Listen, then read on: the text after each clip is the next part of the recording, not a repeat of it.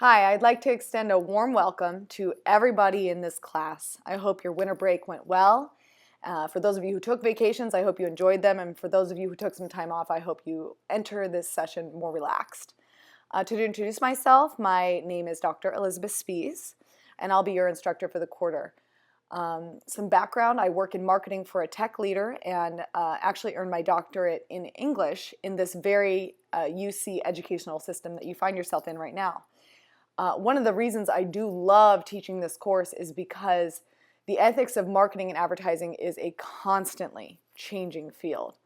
And this field challenges our very sense of ethics as marketers, as business people, and most importantly, as humans. It's vital that we continue to challenge our sense of ethics throughout our careers and throughout our lives. And I'm so grateful to the university and UCLA for recognizing this aspect of critical thinking, which I find embedded throughout our profession.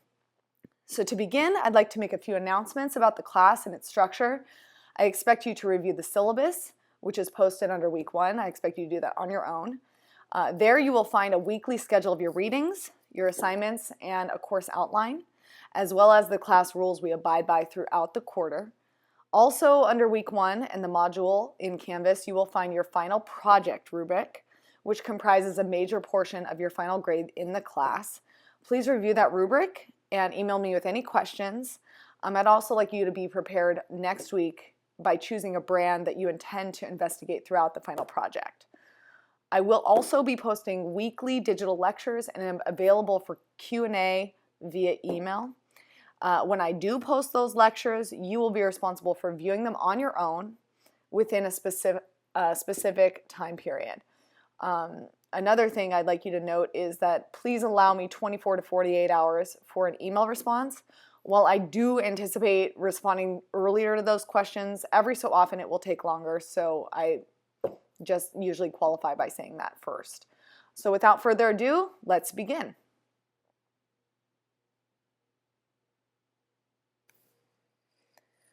To begin with such a vague, huge, large topic as ethics, I'd like to start with and venture a very standard definition just to offer a starting point to the class. Now, I would be extremely remiss as an academic if I didn't mention the classical four parents and the philosophical footprints that have tread all over this word. Both Plato, Socrates, and a long lineage of thinkers have contemplated this very term. Now, I, right now, will offer a very poor reconstruction of their collective definitions. These definitions which can take decades of study to unravel. Now, with that contextualization, I would pose that ethics is quote-unquote the philosophical study of morality. Now, this word is also commonly used interchangeably with morality. And sometimes it is used more narrowly to mean the moral principles of a particular tradition, a group, an individual, a society, etc. It is considered one of the main branches of philosophy, and ethics itself, as a branch of philosophy, can be divided into the general study of what philosophy has named goodness, or the general study of, quote, right action.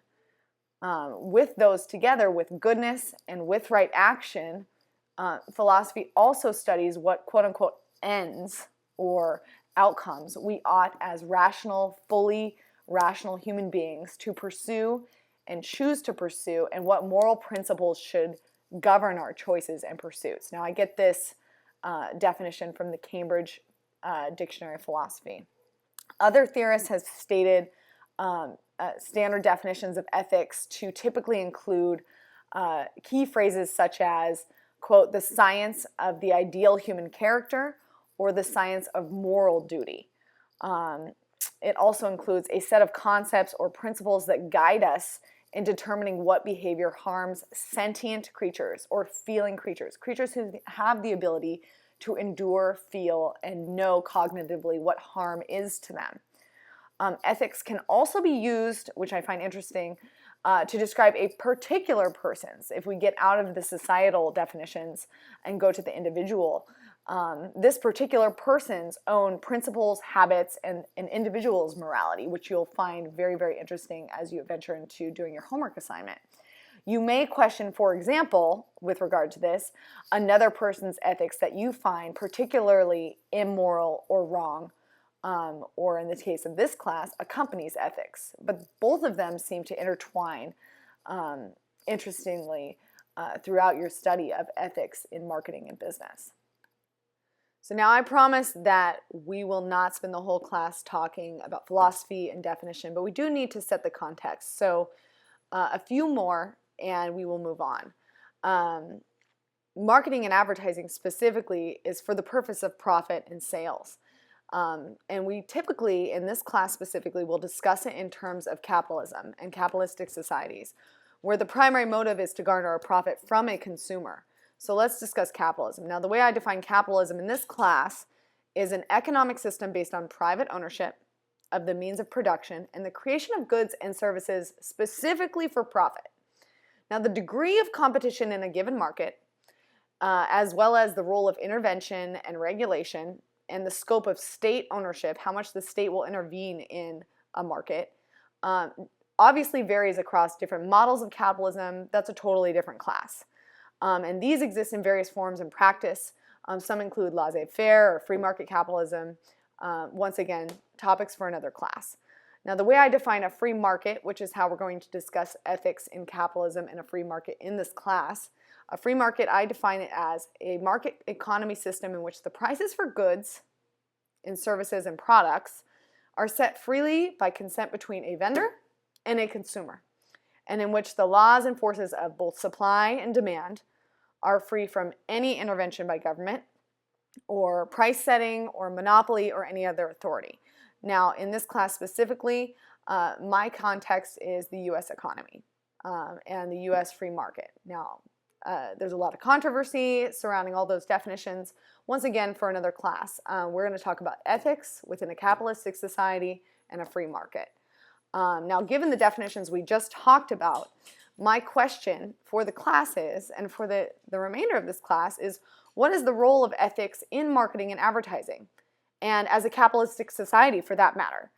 Once again, whose role is it to enforce a system of ethics on a free market? And can a regulation of ethics and a free market coexist? Now, these are vital questions to a person who works in business, who works trying to earn a profit, and specifically for a marketer or an advertiser whose primary motive is to sell and to garner a profit. These are questions that we need to think about. So let's place these definitions into context. I'll give you an example. And this is from an ancient African proverb. Some of you may be familiar with this already. Every morning in Africa, a gazelle wakes up. It knows it must run faster than the fastest lion or it will be killed. Every morning, a lion wakes up. It knows it must outrun the slowest gazelle or it will starve to death. It doesn't matter whether you are the lion or the gazelle. When the sun comes up, you better start running. So what is the point of the proverb in terms of what we've been discussing in the previous few slides? Now, how does it relate to ethics? If you find something unethical as a marketer or as a business person and choose not to do something, is it just a matter of time before someone else does it? Is capitalism, and marketing within capitalism for that matter, a survival of the fittest type of game? Does it negate the concept of ethics in and of itself? So let's discuss this in terms of an example. Now, this is an online course and I've never met you in person, but we all do, everybody here have one thing in common. We all eat, and we eat food. So let's talk about this in terms of food and marketing food. Now, I contextualize this in terms of the U.S. policy and Food and Drug Administration here in the U.S. So you may notice a movement in the food industry to label things as quote-unquote natural.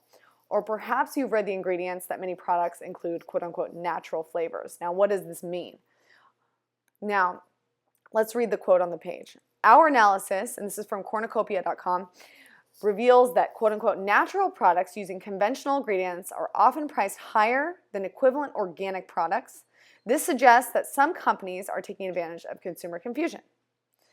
Now, another article from CNN.com talks about what are natural flavors really, and it examines what is actually in natural flavors when it does label things as natural or advertise things as natural. And they quote, The difference between these additives isn't that clear. Natural flavor is actually one of the most common ingredients on an ingredient list. Added flavoring, both natural and artificial, could contain anywhere from 50 to 100 ingredients, and these are not listed. All right, now the Environmental Working Group's food scores database over 80,000 foods, and natural flavor is the fourth most common ingredient listed on labels. The only ingredients that outrank it are salt, water, and sugar, ironically. Yet natural flavoring isn't nearly as simple as these pantry staples.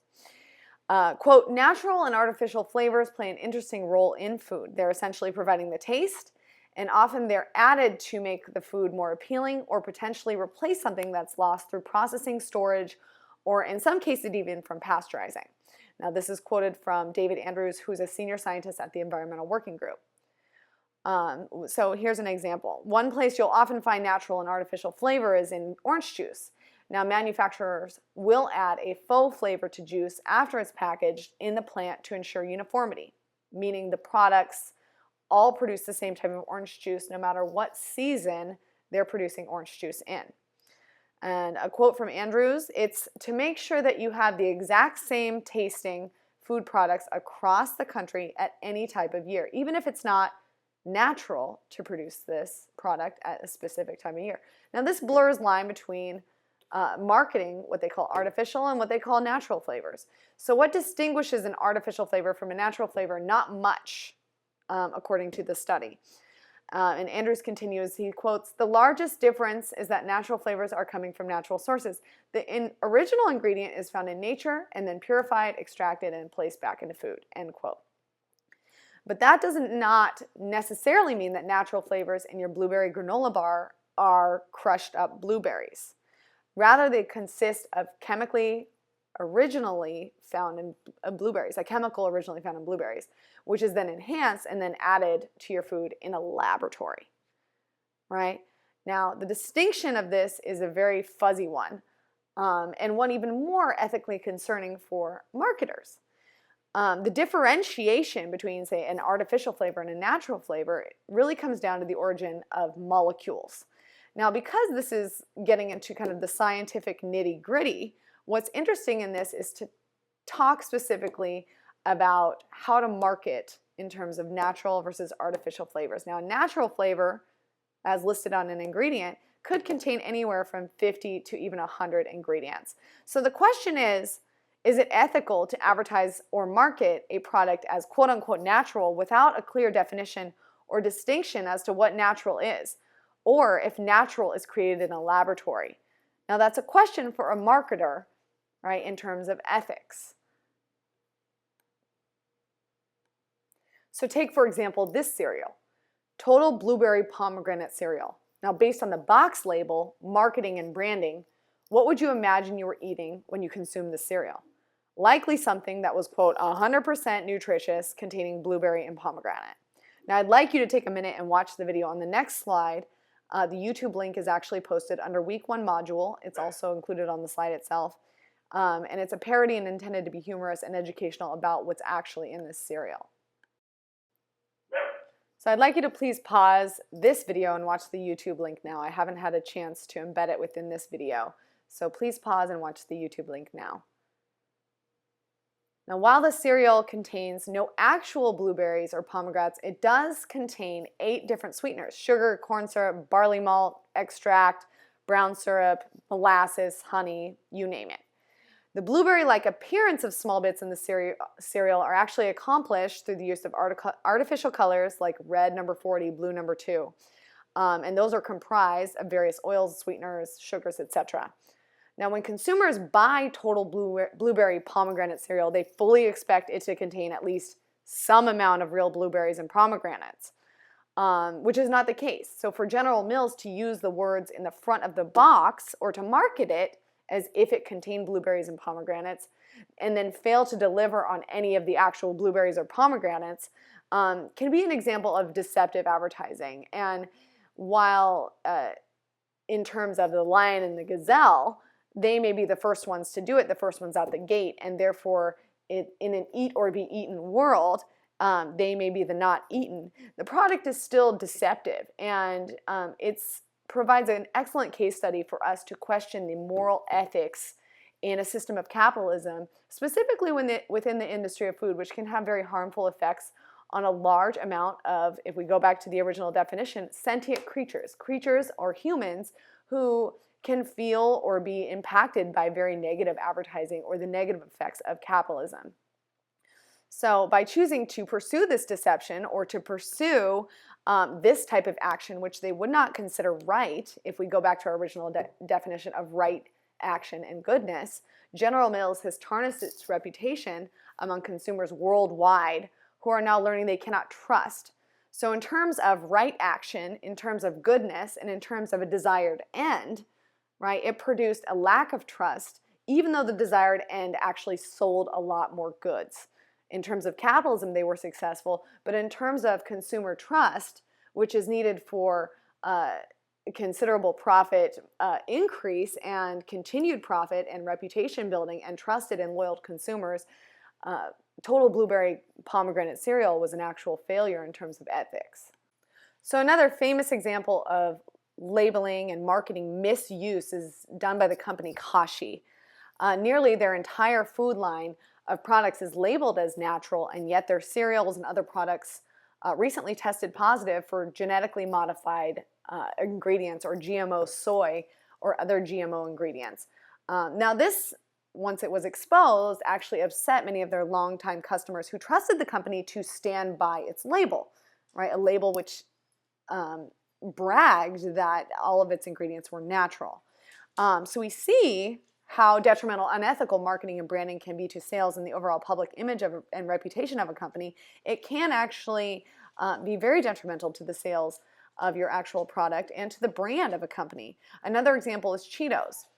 Now what it says on the label, as you see, is there are no artificial colors, flavors, or preservatives. Now over time, these snacks appear to have been marketed as Cheetos, quote unquote, natural, and simply natural Cheetos, and then simply Cheetos.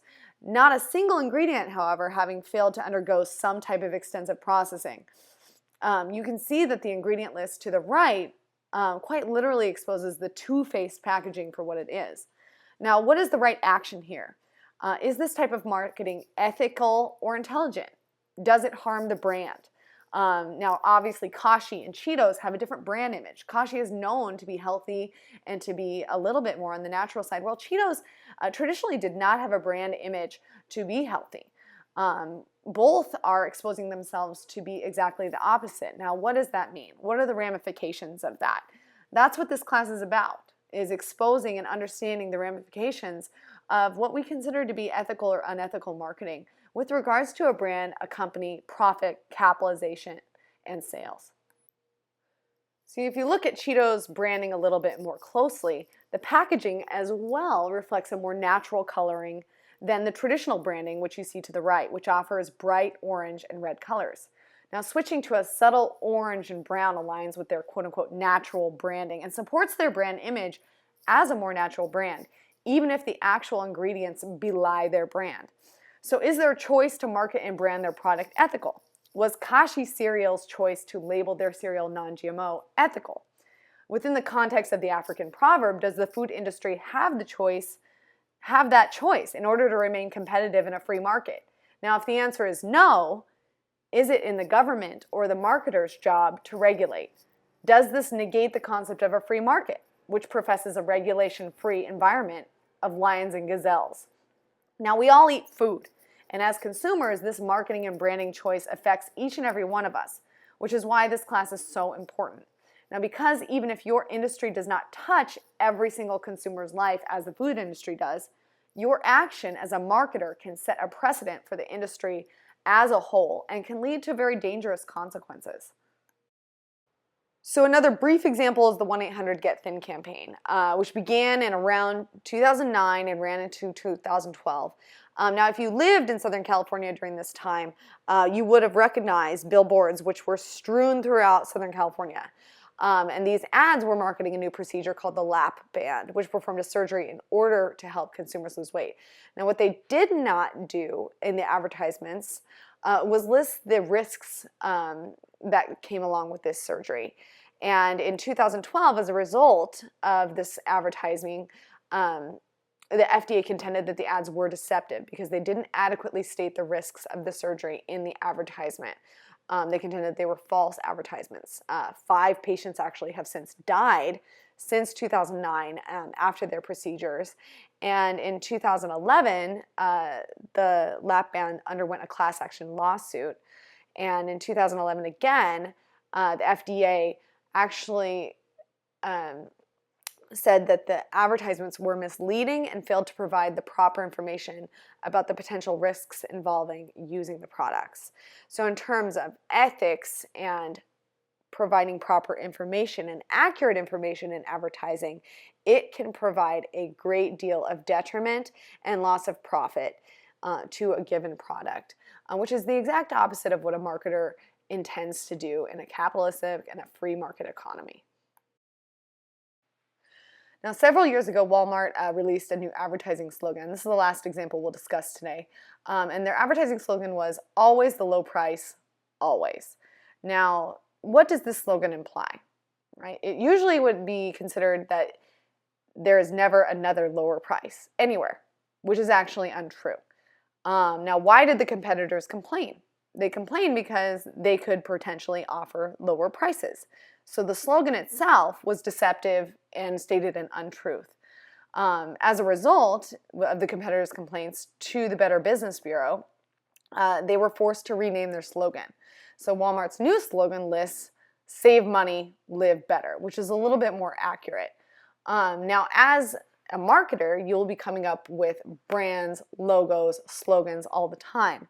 And you want to really think about in terms of the ethics of what you're actually saying about your company. Is it deceptive? Is it truthful? Are you providing an accurate description of what the product does and delivers to a consumer? Otherwise, it provides a danger to the reputation of your company. So now that we've moved beyond and contextualized the philosophical definition of ethics and free market and advertising, let's talk about a few more contextualized or heavily contextualized ethical definitions. Now, Ethical Marketing Decisions, The Higher Road, which was a book released in 1993, talks about marketing ethics as the systematic study of how moral standards are applied to marketing decisions, behaviors, and institutions. And Ethical Marketing, Basic Ethics in Action, which was released in 2005, describes ethical marketing as the practices that emphasize transparent, trustworthy, and responsible personal and or organizational marketing policies and actions that exhibit integrity as well as fairness to consumers and stakeholders. Now, from the last 3 examples of Total Cereal, Cheetos, Kashi, and even the lap band procedure, I think we can see that those were not good examples of marketing ethics or ethical marketing, whether it is in terms of the company's behavior, the marketing decisions, or the practices of transparent marketing that a consumer public would consider trustworthy. And trustworthiness and accountability of a company is something that marketing is part and parcel to. So what is the responsibility of the marketer? Right? Now, companies must take responsibility for the consequences of their activities, but the marketer helps to maintain honesty and fairness for the company, for their product, and as well as service in terms of the industry itself. Now, marketers should make sure and align that their products and services are safe and fit for intended uses. And communications about offered products or these said products or services should not be deceptive. You shouldn't list something as natural when in fact it isn't natural.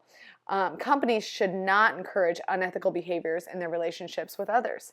And a marketer is in bed with these types of decisions. So something you always want to ask yourself as an ethical marketer or advertiser with regards to the message that you are trying to deliver. Number 1, is the marketing message or advertisement morally acceptable? Number 2, does it violate the law, as you saw in the lap band? Number 3, can it be harmful, dangerous, or unsafe, such as with the food we eat or a procedure, a medical procedure that could cause death? And lastly, what is the intent of the message, such as with Walmart? Is the intent of the message lying to a consumer or deceptive? So something that is vital to any organization is trust. And actually, trust is considered a fundamental competitive strategy of a growing number of organizations to build long-term and mutually beneficial relationships with their customers. And the ability of organizations, salespeople or marketers or advertisers to earn their customers' trust is essential to the success of strategy and to doing what capitalism does best, which is earn profit. Now, the creditability of a company is the marketer's fundamental job to protect. It's embedded within their brand ethos. Now, companies today must deliver creditability to both their internal and their external customers. Now, what does this include? This includes their fiduciary responsibilities, which includes accounting practices, internal commitments, corporate purpose, vision, value statements, all of that. They also must provide a full disclosure in terms of any safety problems, warranties, guarantees, as we saw with the lap band. You also see this in terms of pharmaceuticals and toys. It also includes ethical contracts. Are they dealing with the public fairly? Do they provide clarity and transparency in their practices? Are they keeping their promises? So you cannot have success without trust, and you cannot have trust without ethical marketing. Both depend on one another.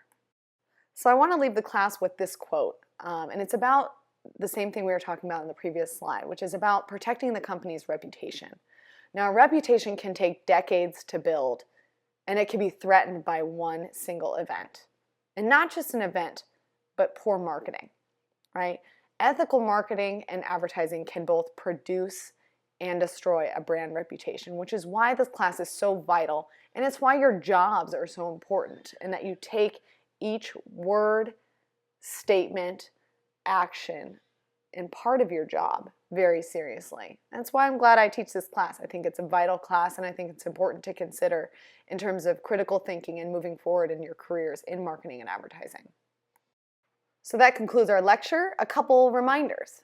I'd like to assign you your first assignment. Now, this is due by week 2, Tuesday at 12 midnight. The assignment is also listed, and you can click on it under week 1 in the week 1 module. But the assignment is a personal essay and a question, which I'd like you to post under the discussion board labeled week 1. You can attach it, and I'd like it all to be in a Word attachment. Now, the question is, what is the difference between personal ethics, right, which is learned at home and in your everyday life, and marketing or business ethics? And I'd like you to give 2 examples of how this might create conflict, right?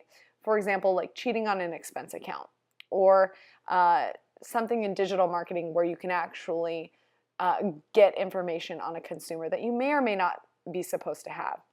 I'd like you to include footnotes and 2 sources of research and documentation. So you also have reading from your course textbook, which is Ethics in Marketing by Patrick E. Murphy. I'd like you to please read the preface and chapter 1. And last and not least, I'd like you to start thinking about your final project. Please review and begin developing ideas surrounding your final project, the ethics of marketing to children. You can find a rubric for the final project under module week 1. And by next week, I would like you to have chosen a brand and a product to develop your project around. Your final will be due and posted on week 6. Please email me with any questions, and congratulations for finishing week 1.